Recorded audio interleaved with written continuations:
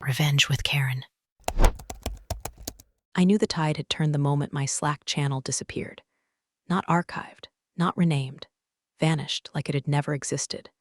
5 years of roadmaps, integration plans, vendor threads, cross-functional meeting notes, gone in the space of one back-end refresh. I stared at the blinking cursor in silence. The new head of growth, Nathan, had only been in the building 3 days, and he'd already nuked half our digital footprint like it was a spring cleaning chore. That morning, he had strutted into our team meeting with the posture of a man who'd never been told no. Tall, tanned, exuding the fake humility of someone who says, "Let's ideate instead of shut up and do it my way." His smile was a practiced half-smirk, like he'd just beat you at poker and wanted to see how long it'd take you to notice your wallet was missing. "All right, folks," he said, clapping once like a camp counselor. "We're blowing the dust off this old rocket ship. No offense to legacy processes, but it's time to think scale. Legacy processes. That was his term for anything older than his Spotify playlist. Also, apparently me. I didn't flinch. I didn't roll my eyes. I just clicked through my last project report while he called our attribution pipeline an outdated string of duct tape and prayers. Never mind that the same system had kept our CAC under control during a year when the rest of the market bled money. Never mind that I'd built half of it with 2 engineers and a crash course in Python I took over Thanksgiving break. By Thursday, my travel request for the upcoming vendor audit was under review. By Friday, no longer aligned with strategic priorities. That audit had been on the books for 3 months, required by compliance.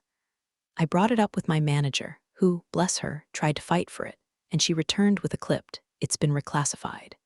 His decision. I didn't protest. Just clicked cancel on my calendar and ate the $72 Southwest cancellation fee. Again. Monday came with a fresh slap. My quarterly vendor invoice submission bounced. Missing approval, the system said. I'd routed it through the growth department like always. When I asked our ops contact what changed, she answered with a shrug. "Check with Nathan. He's handling all vendor intake now," so I did. I walked to his glass door office, which used to be a communal project room until he claimed it, and asked flatly if he could approve the invoice. He looked up from his phone like I'd just interrupted his massage. "What's it for?" he asked, even though I'd just written it out in the summary. "Q2 attribution platform spend. The usual, it's on the recurring vendor list." He clicked, scanned, then leaned back in his chair. "Yeah, see, that's kind of the thing. We're sunsetting a lot of these piecemeal setups. Going more aggressive now. Direct response, rapid iteration, high-octane funnels, you know." He gestured vaguely like he was painting the air with buzzwords. I didn't say anything. "Also," he continued, "you've been filing under your old project codes. We're collapsing all those under the new Blitz initiative. Just reroute your spend there." Blitz initiative. The name he'd coined for the new growth campaign, a haphazard smorgasbord of half-tested channels, rented contractor teams, and a bunch of influencer seeding efforts that made legal twitch. It wasn't a campaign, it was a PR stunt with a burn rate. "I wasn't looped into that structure," I said. "Right, but I need you to flex here," he said, smiling like we were on the same dodgeball team. "Old projects are legacy. Legacy slows us down. We're not fixing, we're blitzing. Clean slate." I rerouted, I adapted, I documented, and I started backing up every message outside company channels, just in case someone got creative with audit trails again. Still, I didn't take it personally. That came later.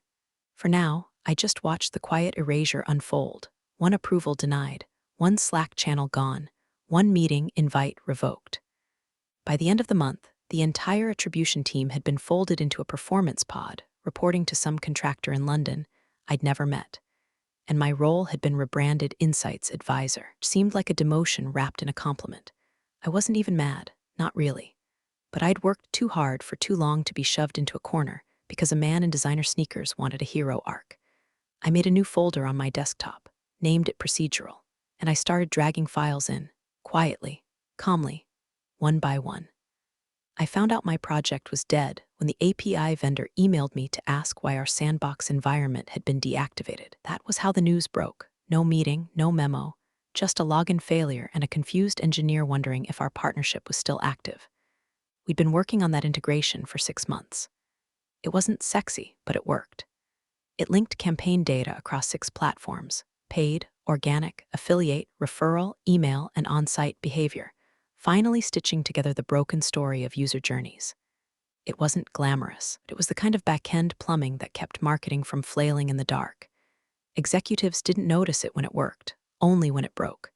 And now it was broken by choice. I pinged procurement to ask if the vendor invoice had been pulled. It had. I asked why. Reallocation, came the answer. No explanation. Just that one word. Nathan didn't even look guilty when I brought it up in the weekly sync. He looked bored. Yeah, we're pivoting, he said, spinning his pen like it was the steering wheel of a clown car. Need to reallocate capital to growth accelerants. Blitz first, infra later. You know how it is. I didn't, and my project, I asked, folding my arms. It's not dead, just paused. Think of it like cryosleep, he grinned. We'll come back around when we've got the oxygen. He wasn't pausing it, he was burying it. He just didn't have the spine to say it outright.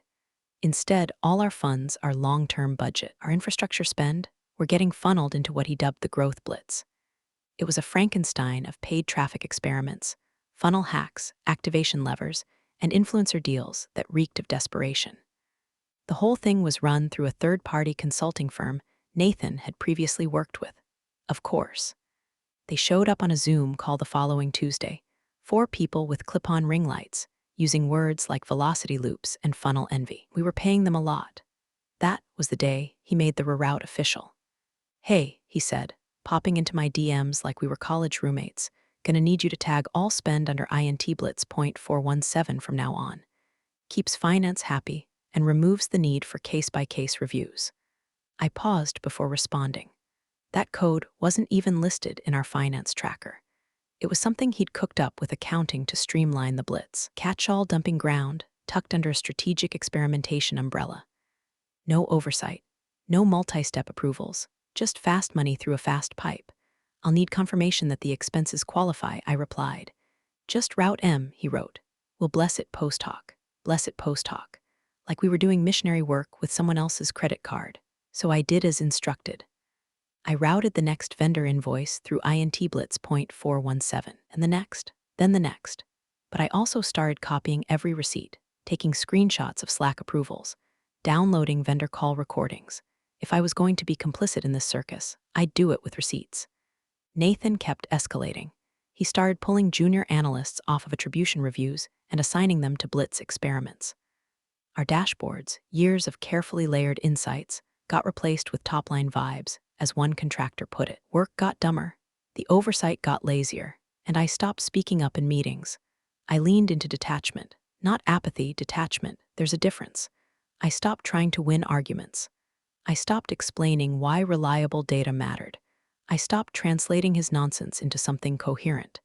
I stopped trying to save the thing he was breaking. Instead, I started logging. I started collecting approvals, started digging through the contract terms of every vendor Nathan onboarded through Blitz. Some of them had red flags, so big I could have used them as backdrops in a hostage video. One firm had been dissolved and restructured twice in the past 18 months. Another was billing us via a shell entity registered in Gibraltar, even though their website claimed to be US-based. A third listed its CEO as both the founder and the head of legal. And also, apparently, company therapist. And still, the spend flowed. Week after week, Nathan authorized more. He had a direct line to the CFO. He liked to remind us of that and used it like a crowbar. High-leverage growth moves, he called them. No one asked what they cost, except me. I asked quietly through side emails. I asked compliance questions masked as clarifications. I poked at finance with just curious nudges. And every time he brushed me off, saved the message. Every time he said, just trust the vision, I clicked download.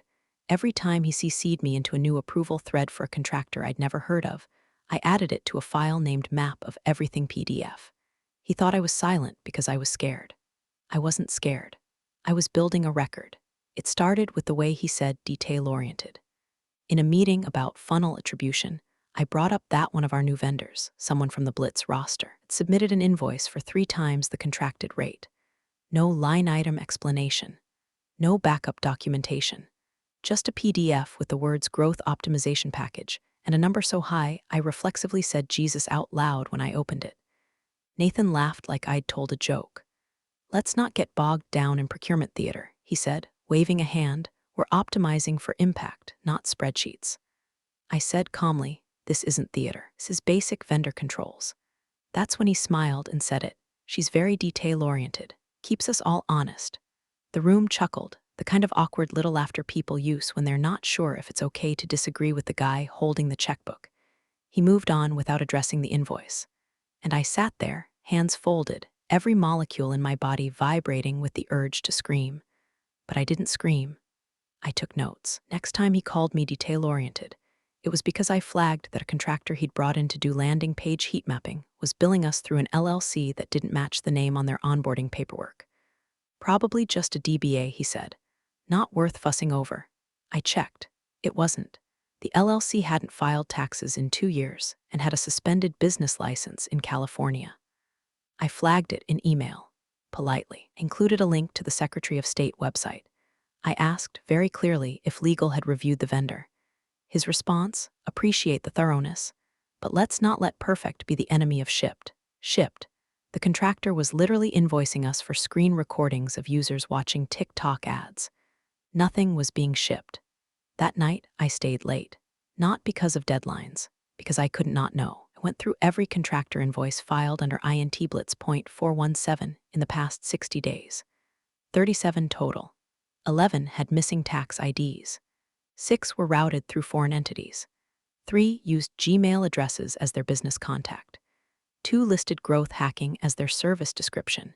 No scope, no deliverables, no rates. One vendor's invoice listed a $5,000 strategy sync that, according to my calendar, lasted 23 minutes.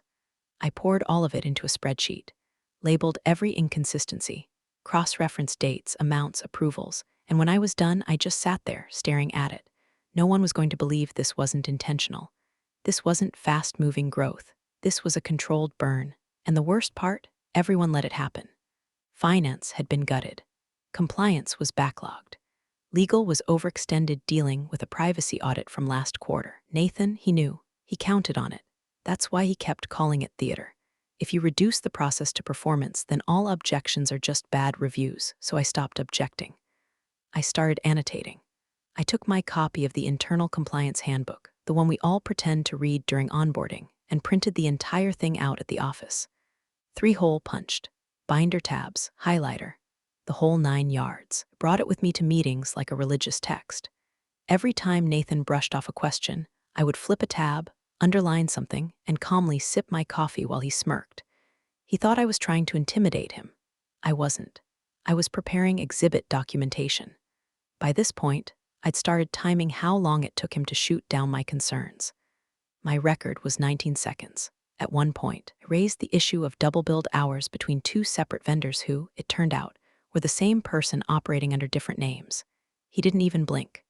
Love that he's scrappy, Nathan said. We need more operators who wear multiple hats. I wanted to respond, sure, as long as one of those hats isn't fraud.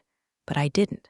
I just wrote down the timestamp, saved the Slack thread, exported the invoice comparison, and I reread the section in the compliance binder titled Escalation Protocols. Twice. And I started a new document, Chain of Authorization, IntBlitz .417. Because if he wanted to turn this into a game of theater, fine. But I was going to write the script. The rejection came at 11:06 a.m. on a Wednesday, buried under 5 unread Slack pings and a half-drunk coffee that had gone cold in my hand. Subject line: Expense report #29817 denied, classification error. The message was short. Cold. Surgical. Report contains misclassified expenses under Project INT Blitz .417. Please resubmit with correct justification or reclassify to an approved internal code. I blinked at the screen. The report included 3 vendor sync charges, a travel reimbursement from a regional campaign launch, a software license we'd been told in writing to expedite through Blitz. All of it approved, all of it blessed by Nathan himself. I scrolled down, triple-checked the allocation code. It was correct. His code, IntBlitz .417. I reread the rejection email 5 times. It didn't make sense. It wasn't just inaccurate, it was intentionally vague. No line items called out. No point of contact for clarification. Just a generic no with a suggestion to reclassify. I opened our invoice tracker. Sure enough, other Blitz spend had sailed through that week. 2 influencer payouts, a batch of promotional swag, and a contractor invoice for something called narrative acceleration, which I'm still convinced was just a PowerPoint deck with gradients. Mine flagged. So I walked down the corridor, past the pods of analysts pretending not to hear their own professional obsolescence, past the snack wall Nathan had tripled in budget, right up to his office. He was on a call. I didn't care. I stood there, arms crossed, until he noticed. He muted, waved me in with a too casual sup. I handed him a printout of the rejection. "Can you explain this?" I asked. He skimmed it with all the attention of a man checking the weather. "Oh yeah, just a cleanup. Finance wanted tighter classification. Blitz stuff's been a little wild lately," he said with a chuckle. "I wasn't the one doing half the cleanup already." "It was approved," I said. Sure, he waved a hand. "But the new rules mean we've got to tighten spend optics. No hard feelings, it's not personal." That's when I felt it, the flick, like a match being struck behind my ribs. "But it's accurate," I said, "coded under the directive you gave. I even included your Slack confirmation." He smiled, that smile.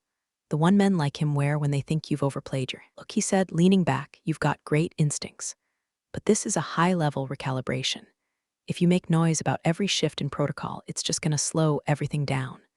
"Noise, it's just spend," he said, voice softening into condescension. "Let it go. Don't make this personal." He said it like a warning, like a challenge. Like I was the one reacting emotionally to his erratic little empire. I looked at him for a full beat, not blinking, not angry, just, hello? He was betting I'd fold. That I'd reclassify the report, sweep the issue, keep my head down like I always had. He thought I still believed this was salvageable. That if I just adjusted one more time, I could keep my job clean, my role intact, the lights on. He thought this was my line. He was wrong. Something in me clicked into place, not snapped, not broken. Just rearranged. I didn't raise my voice. I didn't argue. I nodded once, turned, walked out.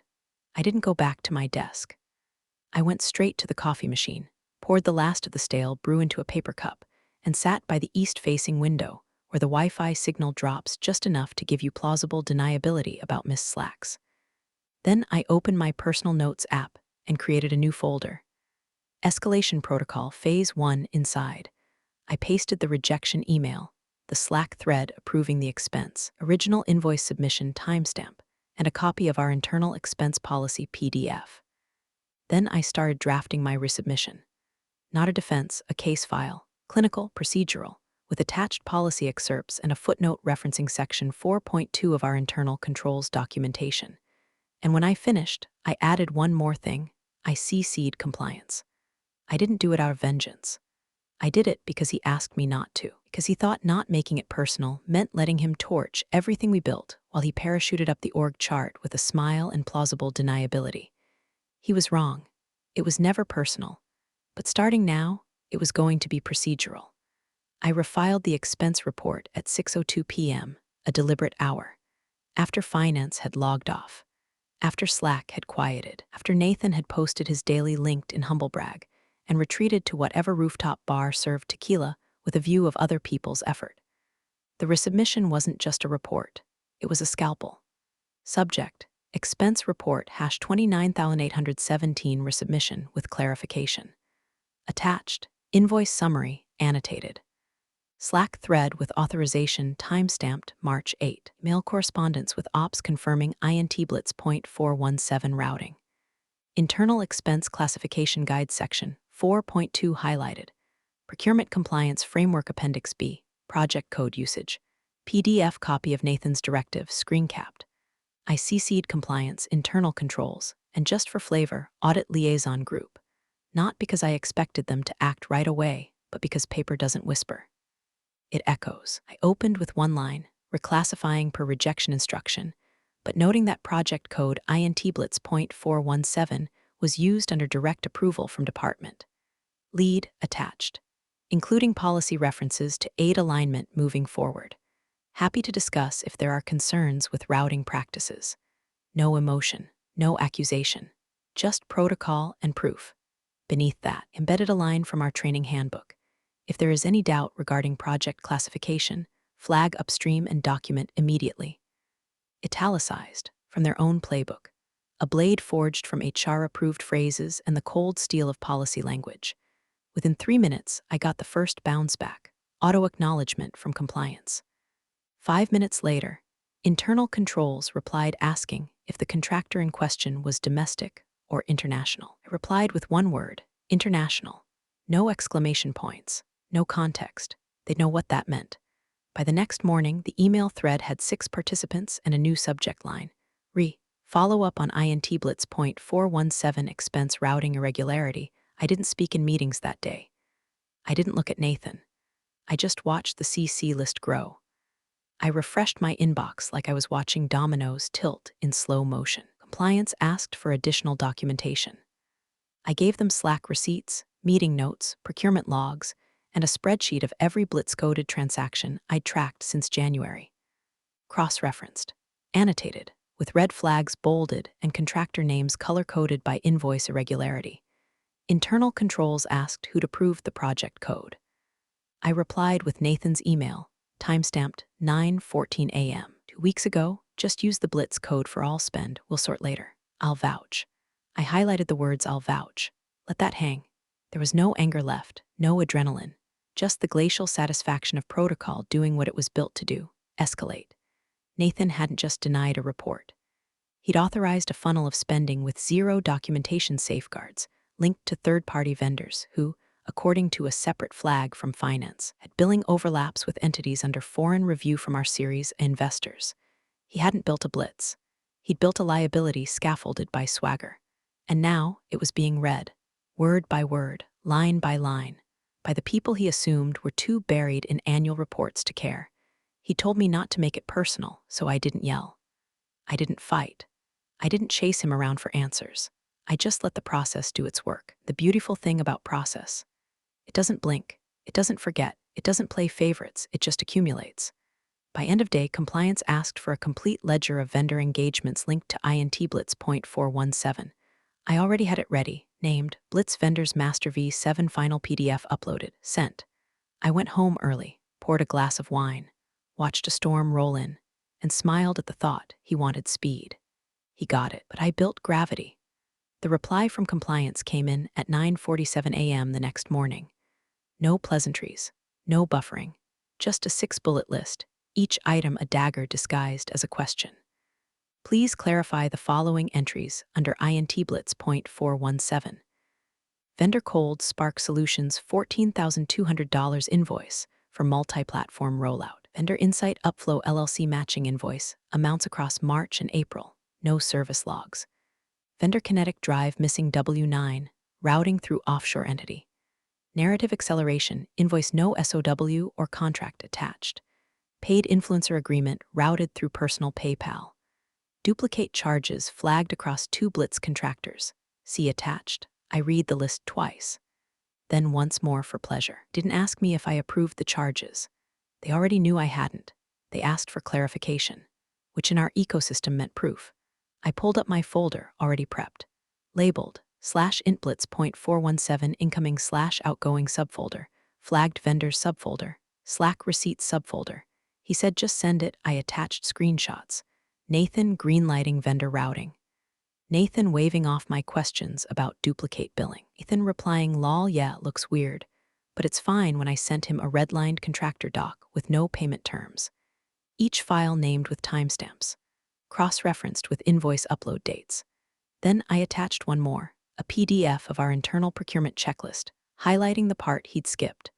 All vendor relationships must be initiated with a signed scope of work, verified tax documents, and routing confirmation. Beneath it, wrote a single line, attached documents reflect direct approval under Blitz directive, as per department lead authorization. I didn't include his name, I didn't have to. When I hit send, I reapplied my lipstick, red, matte, unbothered, and took the long walk to the coffee machine like a woman arriving at her own coronation. Not because I felt triumphant, but because I knew what was coming next. An hour later, legal appeared, not internal, external. No fanfare, no formal introduction. Just a new name on the email thread, Jessica M., partner, regulatory risk and compliance counsel. Her first message was short, reviewing this chain now. Please avoid altering any records related to INT Blitz point 417. Retain all documentation. Further instructions to follow. That's when I knew this wasn't a nudge. This was a trigger. My screen lit up with calendar pings. First compliance, then audit, and a hold request from data retention. And then a 30-minute invite from the CFO's chief of staff. Subject line, Blitz code, review internal context, gathering. I clicked accept. Nathan hadn't pinged me all day, which made sense. Because from the moment Jessica joined the thread, he was no longer the lead on anything. He was the subject. I spent the next few hours assembling a single PDF, 43 pages. Title page, intblitz.417 activity log, compiled by Insights Advisor, contents included, all expense report interactions, Slack threads with project routing instructions, screenshots of calendar invites for vendor syncs, internal objections raised and dismissed, vendor org charts showing overlapping ownership structures, payment authorizations bypassing procurement intake. Each entry formatted the same: date, event, who signed off, policy reference, supporting docs. No commentary, no editorializing, just the cold, polished blade of evidence. That afternoon, I sat in the review call with my camera on, not speaking until called. When they asked for context, I answered with precision. When they asked for gaps, I offered receipts. When they asked if Nathan had ever overridden protocol, I didn't nod. I clicked share screen and let them read it for themselves. No rage, no joy, just that clinical satisfaction of watching a machine finally recognize its own fracture. Outside, the sky was cloudless. In the corner of my screen, Nathan's profile icon hovered, green, idle, useless. And I thought, he wore confidence like armor. I wore documentation. It started as a whisper in the 10 a.m. stand-up. Someone in product muttered, "Is the Series B still happening?" Followed by a long, collective silence, everyone pretending they hadn't heard it. The tension thickened like humidity in a broken server room. By noon, the answer was clear. Due diligence was frozen. Investor access to financial dashboards suspended. Partner data room locked. The CFO canceled his week's travel. Legal stopped taking internal calls. The word came down in tight, sanitized memos. We've initiated a temporary pause in Series B workflows to accommodate an audit alignment process. Translation: something stank. Someone important had caught a whiff. That something was intblitz.417.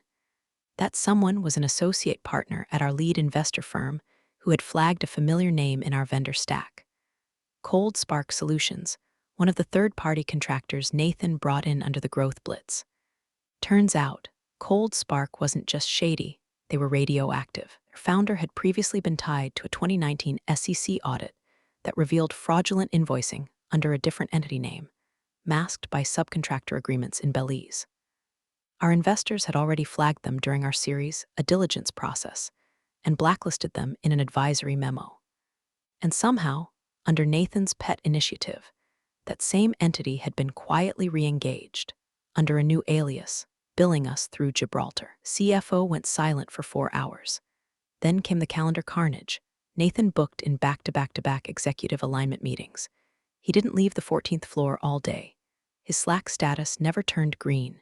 He missed the Friday all-hands for the first time in his tenure. Meanwhile, the internal threads kept unraveling. More vendors, more matches, more overlaps. Kinetic Drive? Tied to a dissolved agency flagged in a public EU procurement scandal. Narrative acceleration? Their founder was listed in a Whistleblower forum post about invoice laundering schemes. The investigators didn't need to dig, they just had to read, and I had already highlighted the pages for them. By 3:30 p.m., a whisper turned into a war drum. Everyone knew Nathan was in trouble. Someone in ops messaged me, "You were right." I didn't reply. Instead, I watched. Watched as his name was quietly removed from 2 recurring meetings. Watched as his once smug lieutenants started pivoting their public praise into vague past tense. He was great at moving fast. He had a bold vision. He knew how to break the mold. I walked past the boardroom at 4:17. Frosted glass, muffled voices. CFO at the head. Legal flanking both sides. Nathan's silhouette leaned forward, gesturing like he could sell his way out. His back straight, shirt wrinkled, hands twitching. I kept walking. Went to the snack wall, the last kind bar, his favorite. Sat at my desk. Sipped cold brew, opened a clean doc, named it Crisis Narrative Prep External Comms, just in case they asked for help cleaning up his mess. But no one asked, because by the time the sun dipped below the skyline, it was clear. The cleanup wasn't coming. They weren't plugging leaks. They were preparing to cut him loose. My inbox pinged with a forwarded email thread between legal and investor relations. Subject: contractor transparency. Immediate next steps attached. A screenshot of my INT Blitz .417 vendor ledger, highlighted, annotated, branded with my name. They didn't say thank you. They didn't need to. Their silence was louder than any praise. Nathan had made a lot of noise. I made paper. And now, paper was winning. The calendar invite came at 6:38 a.m., before sunrise, before coffee, for my brain had fully remembered which day it was. Subject: Pre-board prep INT Blitz .417 audit trail participants. CFO, General Counsel, me. No fluff, no notes. 30 minutes blocked, directly before the quarterly board call. By the time I walked into conference room 2C, the walls were already humming with tension. The CFO was leaning over a printed copy of the contractor ledger, my ledger, highlighted within an inch of its life. The general counsel stood by the whiteboard, uncapped marker in hand, but not writing anything, just staring at the blank space like it had personally offended him. They didn't offer a chair. I took one anyway. Thanks for coming in, the CFO said, voice steady but clipped. Before we go in front of the board, we need to align. Align. Corporate speak for, tell us everything and don't screw up the narrative. I nodded once. Have the full file? He held it up. All 43 pages. Then you already know, I said. The general counsel gave a tight smile, not friendly, just functional. We appreciate your clarity, he said, carefully avoiding the word help. This wasn't easy, added the CFO, eyes flicking down a note on his pad. That's why we're being precise. They didn't say thank you, not directly. But I could feel it in the way they didn't question a single number I'd submitted, the way they didn't ask me to soften language or walk anything back, in the way they looked at me, not as a risk, but as a source. The board call began 15 minutes later. I wasn't invited. I didn't need to be. I sat in the hallway with my laptop open, watching the company Slack ripple with half-coherent updates from assistants. GC on call, tense. CFO's face equals thundercloud. Did Nathan just blame procurement? Someone said non-compliant spend. Oh, and then silence. 15 minutes, then 20. Finally, a message popped up in my inbox from a trusted friend in finance who'd been shadowing the board call on mute. All it said was, he tried to blame you. CFO cut him off, said, did you sign off on that project code? He went quiet, dead quiet. Board didn't ask another question after that. I stared at the message, then leaned back, let it settle. I wasn't angry. I wasn't triumphant. I wasn't even smug. I just felt clear. It was done, not the fallout. That would come later, emails, resignations, investor calls, maybe even a public disclosure if things got spicy enough. But the moment itself, the pivot point, that had landed. And it didn't come with fireworks. No screaming. No public dressing down. Just a question. Did you sign off on that project code? And the sound of a man realizing the elevator cable had already snapped. There was no floor beneath him. I closed my laptop, took a deep breath, wiped a smudge of lipstick from my coffee lid. Felt peace, not the kind that makes you float. The kind that anchors you, heavy, earned, quiet peace, because I hadn't broken the rules. I'd followed them, documented them, enforced them. And in the end, that's what collapsed the blitz. Not emotion, not revenge. Just the slow, deliberate weight of procedure. Nathan thought paperwork was beneath him. Turns out, it was the thing he drowned in. The official company-wide notice went out Monday morning, 7:03 a.m. Timestamped for maximum control over the narrative. Series B round temporarily paused pending internal audit alignment. We remain committed to transparency, operational excellence, and long-term stakeholder value. No mention of Nathan by name, just the phrase, our head of growth has been placed on administrative leave during the investigation process. Leave, like he'd requested a vacation. Like this was a scheduling hiccup and not the culmination of 4 months of unchecked spending, paper trails, and a red flag constellation so bright you could see it from the legal department's parking lot. HR tried to soften the blow. They always do. They sent out a morale memo. Free lunch all week. Optional town hall. Focus on what we can control. Finance canceled 3 standing meetings. Ops went quiet. Product acted like nothing happened. But compliance moved like a shark in bloody water. The vendor portal was locked. All contractor payments suspended. Everyone asked to refrain from off-book communications with vendors connected to project code INT Blitz .417. And me, I got a meeting invite. Not from HR, not from my manager, from the CFO's office. Subject, role transition discussion. It wasn't an offer, it was a recognition. When I walked into the room, the CFO stood. So did the general counsel. A third chair sat between them, empty, waiting. He gestured for me to sit. smiled like this was all routine, like we'd done this before. "Thanks for everything," he said. I didn't smile back. "Let's talk scope," he continued. "We need someone to stabilize, align ops, clean up blitz. You already understand the ledger better than anyone." The general counsel added, "And we want to ensure you're incentivized to stay through the transition." I waited, let the pause stretch just long enough to remind them I wasn't desperate. I wasn't flattered, I was necessary. Then I slid a folded sheet of paper across the table. Comp proposal, already reviewed by counsel. Base, bonus, equity. One non-negotiable clause: autonomy over vendor approvals for any initiative touching data or spend. The CFO skimmed it, looked up, nodded. "We can work with this." I stood, straightened my blazer, smoothed the edge of my sleeve, no handshake, just a signed PDF by noon. By week's end, Nathan's office was dark, his name stripped from dashboards, Slack groups, contract templates. Like he'd never existed, except in the spreadsheet metadata. Blitz Initiative, rebranded as a cross-functional learning experience. A few contractors refunded us, most vanished. One issued a cease and desist to legal, and me, I got a new title, a new comp structure, a new team, and no more reminders to stay in my lane. In the end, I didn't torch the building, didn't throw chairs, didn't send any all-staff exposés with dramatic subject lines. I just sat quietly, collected receipts, let gravity do what gravity does. Because when you build something on arrogance and speed and the assumption that no one's watching, you don't need someone to take it down. You just need someone to stop holding it up. And when the last Slack thread finally vanished and the audit folder closed, I stood in the empty boardroom, watching the city flicker below like a breathing thing, and thought it was never personal, just procedural. Thanks for joining the fun, you office survivors. Subscribe for more switch-flicking drama. Let's make your former coworkers sweat.